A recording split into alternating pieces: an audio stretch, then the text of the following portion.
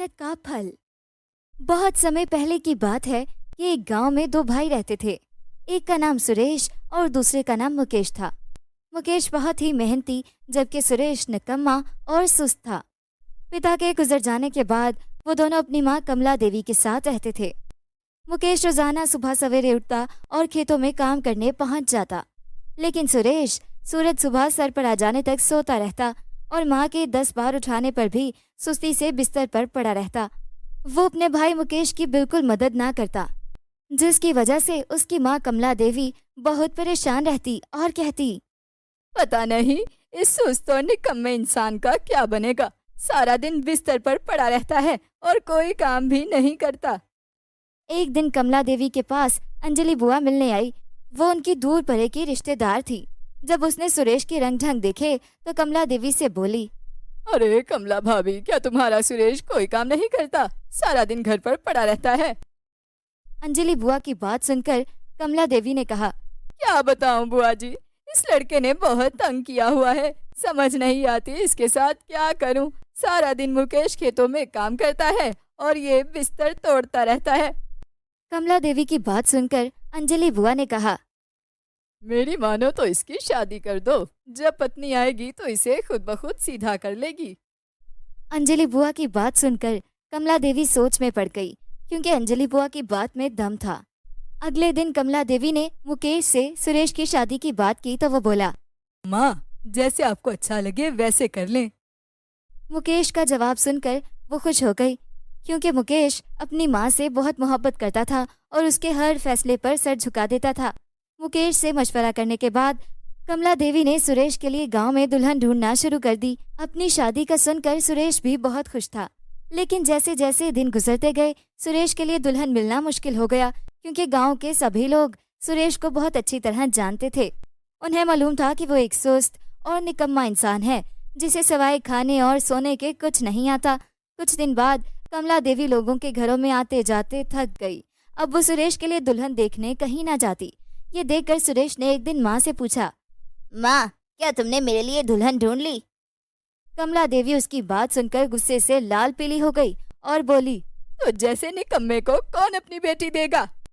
काम का ना काज का, दुश्मन अनाज का। जब देखो सुस्ती से बिस्तर पर पड़ा है। बस अब मैंने फैसला कर लिया है कि अब मैं मुकेश के लिए दुल्हन ढूंढूंगी।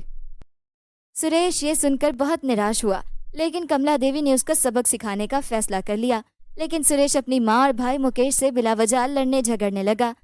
वो चाहता था कि वो बड़ा भाई है तो पहले उसकी शादी हो, मगर कमला देवी उसके निकम्मेपन की वजह से पहले मुकेश की शादी करना चाहती थी और इस बात को लेकर कमला देवी और सुरेश में रोज लड़ाई होने लगी।